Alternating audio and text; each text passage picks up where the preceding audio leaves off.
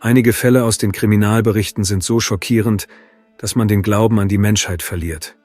Glücklicherweise stellen die meisten Menschen in unserer Umgebung keine Gefahr dar.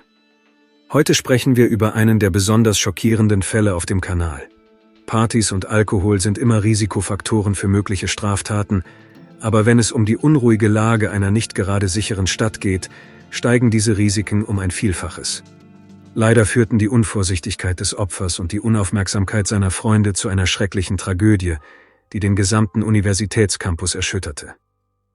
Jenna Burley wurde am 4. November 1994 in Harrisburg, der Hauptstadt des US-Bundesstaates Pennsylvania, geboren. Jennas Eltern waren glücklich verheiratet und hatten sich während ihres Studiums kennengelernt. Das Mädchen wuchs in einer liebevollen und fürsorglichen katholischen Familie auf. Von Kindheit an zeigte Jenna ihre Liebe zu Tieren und wollte nicht nur ihnen, sondern auch Menschen helfen, indem sie sich aktiv an freiwilligen Projekten beteiligte. Sie war ein lebensfrohes und freundliches Mädchen. Nach ihrem Schulabschluss im August 2013 schrieb sich Jenna an der Temple University in Florida ein. Dort fand sie schnell Freunde in ihrem Umfeld, engagierte sich in Frauenorganisationen und kämpfte für die Rechte der Frauen.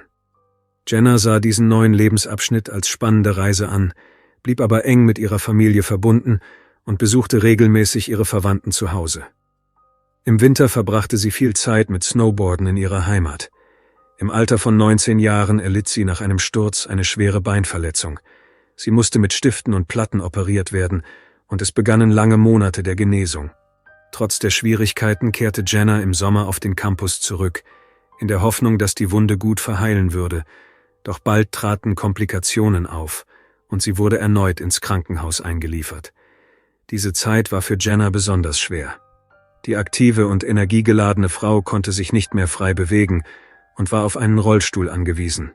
Doch gerade durch diese Herausforderungen wuchs sie noch enger mit ihren Freunden und ihrer Familie zusammen und begann, einen Blog zu schreiben. Im Laufe des Jahres 2014 veröffentlichte sie zahlreiche Beiträge zu verschiedenen Lebens- und Sozialthemen und versuchte dabei, eine positive Stimmung zu verbreiten und ihre Follower zu inspirieren. Ihre Träume drehten sich um das Design verschiedener Dinge, über die sie auf ihrer Seite in den sozialen Netzwerken berichtete.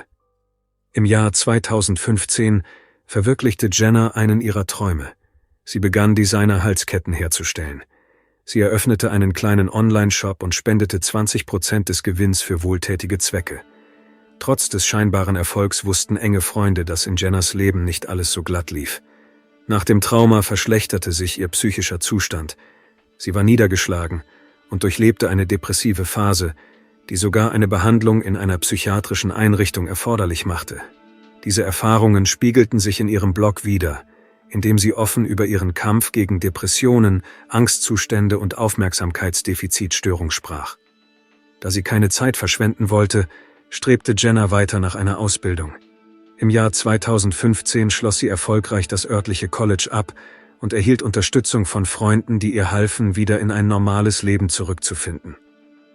Im Herbst 2017 nahm Jenna ihr Studium an der Temple University in ihrem früheren Studiengang Film und Medien wieder auf, allerdings in einer anderen Stadt, Philadelphia. Der Umzug auf den neuen Campus bedeutete für sie neue Perspektiven. Allerdings war Philadelphia für seine hohe Kriminalitätsrate bekannt und nur die Mauern des Studentenwohnheims waren ein sicherer Ort. Nachts auf den Straßen der Stadt unterwegs zu sein, war riskant, obwohl die Studenten sich selten an strenge Sicherheitsregeln hielten. Fast unmittelbar nach ihrem Umzug ereilte Jenna eine Reihe von Unglücksfällen. Bereits in ihrer ersten Studienwoche geriet sie in einen Autounfall und erlitt leichte Verletzungen. Ihr Vater eilte seiner Tochter zu Hilfe, um sich um die Situation zu kümmern. Das war am Mittwoch, dem 30. August 2017. Am nächsten Tag hatte die 22-jährige Jenna frühmorgens Vorlesungen, weshalb sie auf dem Campus blieb. Am Abend dieses Mittwochs war eine Party zum Geburtstag ihres Mitbewohners Davis Traynor geplant.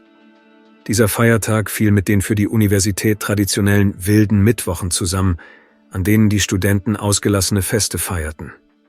Die wilden Mittwochs waren zu einem festen Bestandteil des Studentenlebens an der Universität geworden und hatten sich zu bunten wöchentlichen Veranstaltungen entwickelt. Nach dem Unterricht strömten die jungen Leute jeden Abend in die Bars, um die Atmosphäre der Freiheit und Ausgelassenheit zu genießen. Da Jennas Vater in der Nähe war, beschloss er, den Abend mit seiner Tochter in einem Restaurant zu verbringen und sie anschließend zu der Party mit Freunden zu bringen. Er beschloss, die Studententradition nicht durch seine Anwesenheit zu stören und blieb über Nacht im Hotel. Tatsächlich war diese Umgebung für Jenna die erste wilde Erfahrung und sie hatte nicht vor, die Gelegenheit zu verpassen, nach ihrer Genesung Spaß zu haben. Zusammen mit ihren Kommilitonen besuchte sie mehrere Bars, zuletzt eine Sportbar in der Nähe des Campus. An diesem Abend war das Lokal überfüllt mit Studenten, die gekommen waren, um die ausgelassene Partyatmosphäre zu genießen.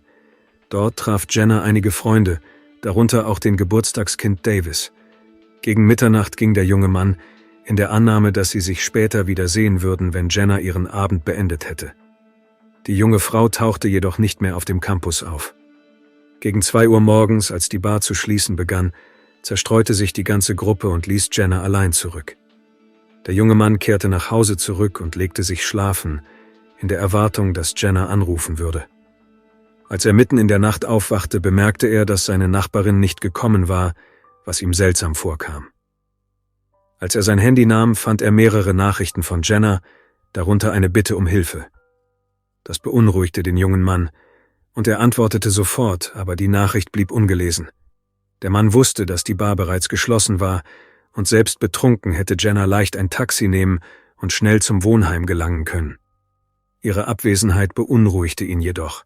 Er versuchte, andere Studenten zu erreichen, die mit der jungen Frau zusammen gewesen waren, aber die meisten von ihnen schliefen oder wussten nichts von dem Vorfall. Sie waren noch nicht so gut mit Jenna befreundet, sodass sie nicht bemerkt hatten, dass sie ohne sie gegangen war. Aus Gesprächen mit Freunden erfuhr er, dass Jenna allein in der Bar zurückgelassen worden war und alle anderen nach Hause gegangen waren. Diese Nachricht versetzte ihn in echte Panik, denn er wusste genau, wie gefährlich die nächtlichen Straßen von Philadelphia waren. Er beschloss zu handeln und kontaktierte die Eltern der jungen Frau. Jennas Eltern waren sich ebenfalls der Ernsthaftigkeit der Lage bewusst. Ihr Vater, der sich im Hotel befand, machte sich sofort auf die Suche nach seiner Tochter, aber seine Bemühungen waren vergeblich. Am Morgen gegen 9 Uhr wandte er sich an den Sicherheitsdienst des Campus, um Hilfe bei der Suche zu bitten. Jenna sollte gerade ihr erstes Semester an der Universität beginnen, als sie plötzlich verschwand. Leider ließ die Reaktion der Sicherheitsleute zu wünschen übrig. Da sie wussten, dass es unter Studenten üblich war, wilde Mittwochs zu veranstalten, nahmen sie an, dass Jenna an diesem Abend möglicherweise aktiv am Alkoholkonsum beteiligt war. Ähnliche Fälle von verschwundenen Studenten, die unter Alkoholeinfluss standen, waren keine Seltenheit. Und in der Regel kehrten die Studenten nach einer Weile wohlbehalten nach Hause zurück, nachdem sie sich ausgeschlafen hatten. Den Eltern wurde geraten, mindestens einen Tag zu warten, mit der Versicherung, dass ihre Tochter wahrscheinlich bald zurückkehren würde. Diese 24 Stunden waren für die Familie Berli die längsten ihres Lebens. Der Vater hoffte weiterhin, dass Jenna jeden Moment auftauchen oder zumindest anrufen würde, aber das Telefon blieb stumm. Am nächsten Tag wandte er sich erneut an den Sicherheitsdienst der Universität. Endlich reagierten die Sicherheitsleute auf die Anfrage des besorgten Vaters. Als erstes sahen sie sich die Aufzeichnungen der Überwachungskameras auf dem Campus an und bestätigten, dass die 22-jährige Jenna in dieser Nacht tatsächlich nicht in ihr Wohnheim zurückgekehrt war. Dann befragten die Sicherheitsleute die Bekannten der jungen Frau, mit denen sie den Abend in der Bar verbracht hatte. Dank der Aussagen ihrer Kommilitonen konnte festgestellt werden, wie Jenna aussah und was sie in der Nacht ihres Verschwindens trug. Es stellte sich heraus, dass die junge Frau außerhalb des Campusgeländes verschwunden war, also außerhalb des Zuständigkeitsbereichs der Universitätspolizei. Daher schaltete sich die Polizei in die Ermittlungen ein. Gemeinsam mit den Mitarbeitern des Sicherheitsdienstes begannen sie, die Umstände des Vorfalls aufzuklären. Besonders beunruhigend war die Tatsache, dass ein Freund von Jenna Davis versehentlich ihre Nachricht mit der Bitte um Hilfe übersehen hatte. Sie enthielt zwar keine konkreten Details, aber allein die Tatsache, dass sie gesendet worden war, deutete auf die Ernsthaftigkeit der Lage hin. Die Polizei war sich bewusst, dass jede Minute zählte und dass jede Verzögerung ihr das Leben kosten könnte. Anhand der Standortdaten des Mobiltelefons der Vermissten stellte die Polizei fest, dass das Gerät zuletzt gegen 2 Uhr morgens in einer Bar aktiv war, von wo aus Jenna die Nachricht an ihren Freund geschickt hatte. Dort verschwand ihre Spur. Als die Ermittler in der Bar eintrafen, befragten sie das Personal. Einer der Barkeeper, der in der Nacht ihres Verschwindens gearbeitet hatte, erkannte die junge Frau auf einem Foto. Nach Angaben des Barkeepers blieb Jenna bis zur Schließung in der Bar und verbrachte den größten Teil der Zeit nach dem Weggang ihrer Freunde allein. Sie wirkte niedergeschlagen, als würde sie auf jemanden oder eine Antwort auf ihre Nachrichten warten, die offenbar nicht kamen, weshalb sie schlechte Laune hatte. Gegen 1:30 Uhr morgens kam ein unbekannter Mann mit athletischem Körperbau auf sie zu, sagte leise etwas zu ihr und setzte sich dann an ihren Tisch. Sie tranken etwas und kamen ins Gespräch. Um 2 Uhr morgens schloss die Bar. Der Unbekannte ging als erster hinaus und Jenna folgte ihm, als würden sie zusammengehen. Möglicherweise bot er ihr seine Hilfe an, sie beispielsweise zum Wohnheim zu begleiten. Die junge Frau hatte anscheinend keine andere Wahl und willigte ein. Der Barkeeper bemerkte, dass beide leicht betrunken waren, aber weder Aggressionen noch Zwang gegenüber Jenna. Die Aufzeichnungen der Überwachungskamera in der Bar bestätigten die Aussage des Barkeepers. Die Ermittler sprachen mit den Mitarbeitern des Lokals und fanden heraus, dass einer der Barkeeper den Mann kannte. Auf den Überwachungskameras war der Stammgast namens Joshua Huperterz zu sehen, dessen Telefonnummer ein Mitarbeiter hatte. Nachdem sie die Kontaktdaten erhalten hatten, setzten sich die Polizisten sofort mit Joshua als möglicherweise letzter Person, die Jenna gesehen hatte, in Verbindung. Der Anruf blieb unbeantwortet und es wurde eine Sprachnachricht mit Informationen über den Vorfall hinterlassen. Die Polizei beabsichtigte, ihn persönlich zu treffen, da sie davon ausging, dass er wichtige Informationen über den Verbleib der Vermissten hatte und ein wertvoller Zeuge war. Die Suche nach ihm wurde aufgenommen, um ihn zu befragen. Gleichzeitig wurde in den nächstgelegenen medizinischen Einrichtungen und anderen möglichen Orten nach Jenna gesucht, jedoch ohne Erfolg. Später rief Joshua zurück und entschuldigte sich. Er erklärte, dass er nach einer durchzechten Nacht fast den ganzen Tag verschlafen habe und sich kaum daran erinnern könne, was passiert sei. Die Menge des konsumierten Alkohols weckte bei der Polizei Zweifel. Joshua erinnerte sich an keine Details, ob er allein getrunken hatte, ob er jemanden eingeladen hatte und mit wem er gesprochen hatte. Die Ereignisse dieses wilden Mittwochs waren aus seinem Gedächtnis gelöscht. Auf die Frage nach der vermissten Frau bestritt er, Jenna zu kennen. Er versicherte, dass er nicht wisse, von wem die Rede sei, obwohl er laut Aussage des Barkeepers ihr einen Drink gekauft und sich mit ihr unterhalten habe. Die Ermittler vermuteten, dass Joshua nicht die Wahrheit sagte. Der Barkeeper behauptete, dass die Gäste nüchtern genug gewesen seien, um sich an die Ereignisse des Abends zu erinnern. Trotz des Alkoholkonsums standen sie sicher auf den Beinen, sodass ein Gedächtnisverlust unwahrscheinlich schien. Der Kauf eines Getränks für sie deutete auf sein mögliches Interesse an ihr hin. Es stellte sich heraus, dass er in einer Mietwohnung in der Nähe der Bar wohnte. Die Wohnung hatte 4 Zimmer, die die Vermieterin vermietete. Dort wohnten Nachbarn, hauptsächlich Studenten. Die Ermittler hofften, im Inneren Antworten zu finden. Die Tür des Zimmers war jedoch verschlossen, sodass sie sich an die Vermieterin wenden mussten. Diese gewährte ihnen schnell Zugang zu Joshuas Zimmer, wo möglicherweise Jenna festgehalten wurde oder sich einfach nur von dem übermäßigen Alkoholkonsum erholte. Im Zimmer herrschte das typische studentische Chaos. Unter den Sachen und Papieren fanden sich Herrenschuhe mit Blutspuren an den Absätzen und eine Rolle Toilettenpapier mit verdächtigen roten Flecken, die wie Blut aussahen. Für weitere Ermittlungen und die Sicherstellung von Beweismitteln war ein Durchsuchungsbefehl erforderlich, weshalb die Ermittler die Wohnung verließen, um eine Genehmigung einzuholen. Joshua ging weiterhin nicht ans Telefon. Die Beschaffung des Durchsuchungsbefehls konnte sich verzögern und die Ermittler hatten wenig Zeit, sodass sie sofort mit der Untersuchung der Biografie des 29-jährigen Verdächtigen begannen. Joshua Hupertz wurde am 27. Februar 1988 geboren. Er war 7 Jahre älter als die vermisste Frau. In seiner Kindheit erlebte der Junge eine Tragödie. Als er 4 Jahre alt war, wurde sein Vater am Stadtrand von Philadelphia brutal ermordet. Der tote Mann wurde mit auf den Rücken gebundenen Händen schwer misshandelt und in einen Müllsack gesteckt aufgefunden. Dieses Verbrechen blieb unaufgeklärt. Das traumatische Erlebnis könnte sich auf Joshuas psychischen Zustand ausgewirkt haben.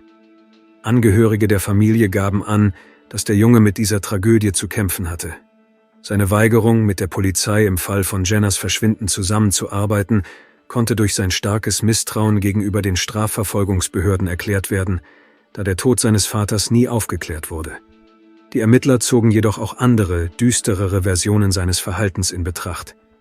Der junge Mann hatte eine umfangreiche kriminelle Vergangenheit, die mit verbotenen Substanzen, Alkohol, Diebstahl und Trunkenheit am Steuer verbunden war. Dennoch gab es in seiner Biografie keine Hinweise auf Gewalt oder Übergriffe, die die Aufmerksamkeit der Polizei hätten erregen können. Leider halfen diese Informationen den Ermittlern nicht weiter, seiner Identität auf die Spur zu kommen. Während Jenners Familie die Stadt abklapperte, potenzielle Zeugen befragte und Flugblätter verteilte, wurden Studenten über Messenger-Dienste über ihr Verschwinden informiert und aufgefordert, sich an der Suche zu beteiligen. Schließlich rief am 1. September ein junger Mann namens Jack Miley die Polizei an. Er erzählte, dass er mit Joshua befreundet war und im Zimmer nebenan wohnte.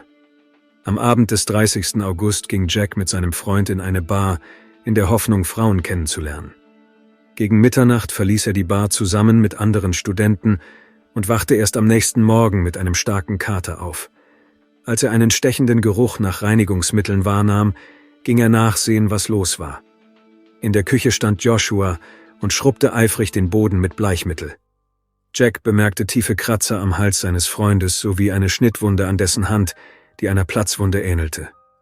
Joshua erklärte, er habe sich die Hand verletzt, als er aufgrund seiner starken Trunkenheit in einen dornigen Busch gefallen sei und dann die Wohnung verschmutzt habe.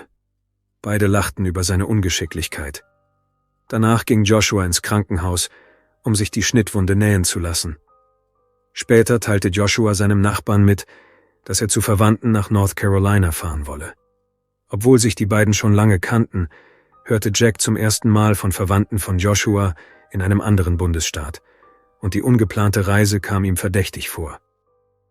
Als er von Jenners Verschwinden und ihrer Bekanntschaft erfuhr und ihr Foto sah, wurde dem Nachbarn klar, dass Joshuas Verletzungen und die Blutspuren in der Wohnung mit ihrem Verschwinden in Verbindung stehen könnten.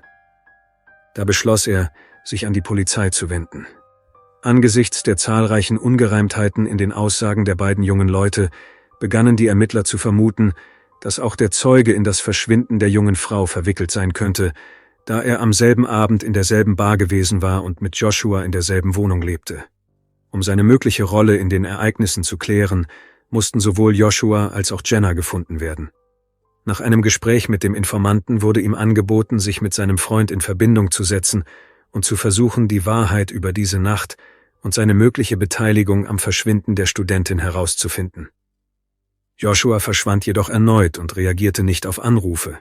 Am 1. September war das Mobiltelefon des Verdächtigen endlich wieder erreichbar und er nahm den Anruf entgegen, doch statt ein Geständnis abzulegen, wies er die Anschuldigungen seines Mitbewohners kategorisch zurück. Seinen Angaben zufolge befand er sich im Süden von Philadelphia und hatte keinerlei Pläne für eine Reise nach North Carolina. Joshua versprach, zur Polizeiwache zu kommen, um mit den Ermittlern zu sprechen, doch er hielt sein Versprechen nicht und tauchte erneut unter. Um weitere Informationen zu sammeln, schalteten FBI-Agenten die Ermittlungen ein. Mit ihrer Hilfe gelang es, den Ort zu bestimmen, von dem aus der Flüchtige mit der Polizei verhandelte. Die Verfolgung ergab, dass Joshua sich im Nordosten von Pennsylvania in einer bergigen Gegend aufhielt, was seine Aussage, er befinde sich im Süden von Philadelphia, widerlegte. Dies verstärkte den Verdacht gegen ihn. Es schien, als versuche er, etwas Wichtiges zu verbergen und etwas mit dem Verschwinden von Jenna zu tun zu haben. Wie sich herausstellte, befand er sich im Haus seiner Großmutter, das in der Nähe eines Gebirgsflusses lag. Als die Ermittler dort eintrafen, behauptete Joshua, er habe bereits mit der Polizei gesprochen und wisse nichts über die vermisste Frau. Die Lüge flog jedoch schnell auf. Als er nach dem Grund für seinen unerwarteten Besuch bei seiner Großmutter gefragt wurde, erfand er eine Geschichte über ein schweres Semester an der Universität und seinen Wunsch, sich in den Bergen zu erholen. Die Ermittler wussten, dass er schon lange nicht mehr zum Unterricht gegangen war und sich in einem akademischen Urlaub befand und verstanden daher, dass dies eine weitere Lüge war. Der Ermittler bemerkte einen Schnitt an seinem Arm und tiefe Kratzer am Hals, von denen der Nachbar gesprochen hatte. Auf die Frage nach der Herkunft dieser Verletzungen behauptete Joshua, er habe sich beim Zerbrechen einer Müslischale verletzt. Die Art der Verletzungen stimmte jedoch eindeutig nicht mit seiner Erklärung überein, was die Polizei nur noch mehr in ihrer Überzeugung bestärkte, dass er lügt. Joshua wurde zusammen mit seiner Großmutter auf die Wache gebracht. Bei der Untersuchung seines Körpers wurden nicht nur Schnittwunden an Händen und Hals, sondern auch tiefe Wunden am Rücken entdeckt, von denen einige genäht worden waren. Aufgrund ihrer Verdachtsmomente und der offensichtlichen Lügen des Verdächtigen erhielten die Ermittler einen Durchsuchungsbefehl für seine Wohnung. In dem Zimmer fanden sie tatsächlich zerbrochenes Geschirr und eine Schüssel mit Cornflakes, aber keine Blutspuren, und die Art der Verletzungen an Joshuas Körper stimmte eindeutig nicht mit seiner Version überein. In verschiedenen Ecken des Raumes wurden verdächtige dunkelrote Flecken entdeckt, darunter in der Küche, im Waschbecken, im Mülleimer und auf der Klinge eines großen Küchenmessers. Es entstand der Eindruck, dass er versucht hatte, die Spuren zu verwischen, dies jedoch nicht gründlich genug getan hatte. Die Ermittler fanden außerdem ein schwarzes Haargummi, das eindeutig nicht vom Mieter des Zimmers stammen konnte. Darüber hinaus wurde in der Wohnung eine beträchtliche Menge leichter illegaler Substanzen gefunden. Es stellte sich heraus, dass Joshua nicht nur gelegentlich mit diesen Substanzen handelte, sondern tatsächlich ein Dealer war, der den Universitätscampus versorgte. Trotz dieser Beweise kamen sie der Aufklärung des Schicksals von Jenna nicht näher. Der Durchbruch gelang, als die Ermittler den Inhalt einer Mülltonne untersuchten. Dort fanden sie einen blutbefleckten Pullover, der demjenigen ähnelte, den Jenna in der Nacht ihres Verschwindens getragen hatte. Die Eltern identifizierten das Kleidungsstück als das ihrer Tochter. Am selben Tag wurde Joshua verhaftet. Mehrere Personen beschrieben Joshua und seinen Nachbarn Jack als arrogante Typen, die zu aggressivem Verhalten gegenüber Frauen neigten. Einige Zeugen berichteten sogar von Fällen, in denen Joshua Frauen misshandelt hatte.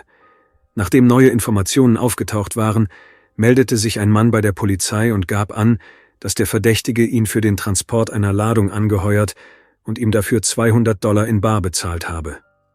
Der Fahrer erinnerte sich daran, dass der unbekannte Joshua dabei geholfen hatte, einen schweren Plastikbehälter in das Auto zu laden. Die gesamte Aktion fand mitten in der Nacht statt. Sie fuhren etwa 150 Kilometer außerhalb der Stadt zum Haus von Joshuas Großmutter. Der Fahrer half beim Entladen des Containers, in dem sich laut Joshua Lehrbücher befanden.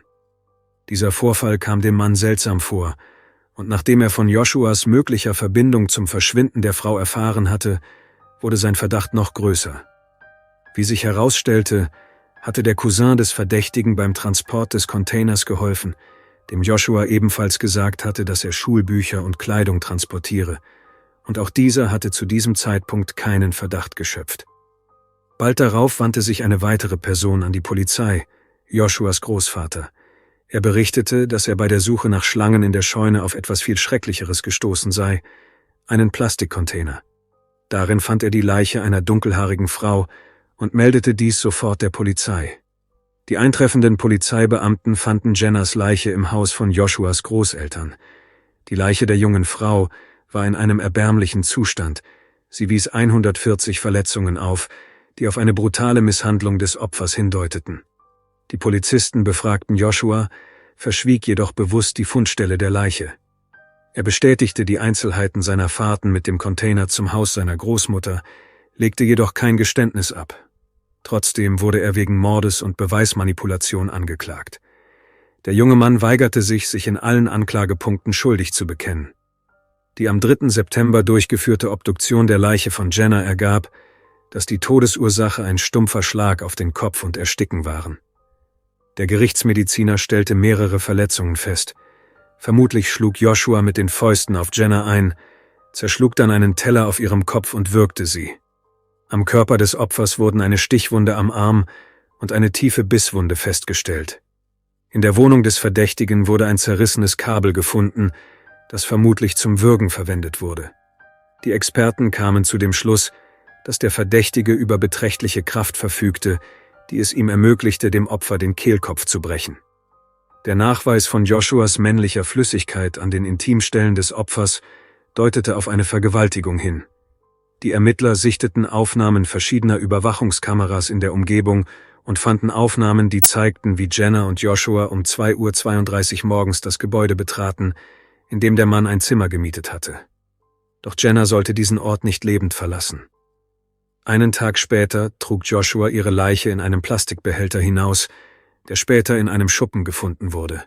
Später wurde eine Zeugin gefunden, die Schreie der Frau aus Joshuas Zimmer gehört hatte. Diese Schreie dauerten etwa 3 Minuten, Dann verstummten sie plötzlich, aber niemand unternahm etwas, um ihr zu helfen. Die Frage blieb offen. Warum hatte Joshuas Nachbar, der gegenüber wohnte, die Schreie nicht gehört? War er an der Tat beteiligt oder schlief er einfach tief und fest, weil er betrunken war? Jack bestand darauf, dass er so betrunken gewesen sei, dass er nichts gehört habe. Es wurden keine Beweise für seine Beteiligung an dem Mord gefunden. Der Prozess begann im Jahr 2019. Zu diesem Zeitpunkt hatte die gerichtsmedizinische Untersuchung ergeben, dass die Frau kurz vor ihrem Tod Geschlechtsverkehr hatte. Dies fügte den Anklagen gegen Joshua den möglichen Tatbestand der Vergewaltigung hinzu. Der Angeklagte beharrte seinerseits darauf, dass die intime Nähe in gegenseitigem Einvernehmen stattgefunden habe. Anschließend habe er der Frau andere Formen des Sex angeboten, diese habe jedoch abgelehnt und sei gegangen. Nach der Version der Staatsanwaltschaft führte die Ablehnung von Jenna zu einem Streit, der in eine Schlägerei ausartete. Joshua verlor die Kontrolle, tötete sie und misshandelte anschließend ihre Leiche. Es gab jedoch keine Beweise dafür, dass Jenna und Joshua sich zuvor kannten. Der Anwalt stellte die These auf, dass der wahre Schuldige an der Tragödie der Nachbar des Angeklagten Jack sei. Dieser habe die Frau getötet, als er in den Konflikt zwischen ihr und Joshua eingegriffen habe. Letzterer habe lediglich versucht, die Spuren des Verbrechens zu verwischen, um seinem Freund zu helfen. Der Verteidiger betonte auch den hohen Alkoholpegel von Joshua. Seiner Meinung nach habe dies sein aggressives Verhalten beeinflusst, das Auslöser für den Angriff gewesen sei. Im Laufe des Prozesses gestand Joshua teilweise seine Schuld ein und stimmte den Vorwürfen der Beweisvernichtung und der Leichenschändung zu. Er bestritt jedoch weiterhin, an dem Mord beteiligt gewesen zu sein. Die Zeugenaussagen von Jacks Schwester bestätigten, dass ihr Bruder nach dem Alkoholkonsum oft tief schlief und in solchen Momenten nicht geweckt werden konnte. All dies ermöglichte es dem Mann, sich der Strafverfolgung zu entziehen. Nach langen Beratungen über die Umstände des Falles befanden die Geschworenen Joshua des Mordes, der Misshandlung und der Fälschung von Beweismitteln für schuldig. Er wurde zu lebenslanger Haft ohne Möglichkeit der vorzeitigen Entlassung verurteilt. Zusätzlich wurden 18 Jahre wegen Misshandlung und Beweisvernichtung hinzugefügt. Der Anwalt legte Berufung ein und behauptete, dass die Polizisten bei ihrem ersten Besuch in Joshuas Zimmer ohne die erforderlichen Durchsuchungsbefehle gehandelt hätten, was ihnen ermöglicht habe, belastende Beweise zu platzieren. Die Berufung wurde jedoch abgelehnt. Der Straftäter sitzt im Gefängnis, ohne Aussicht auf eine Freilassung.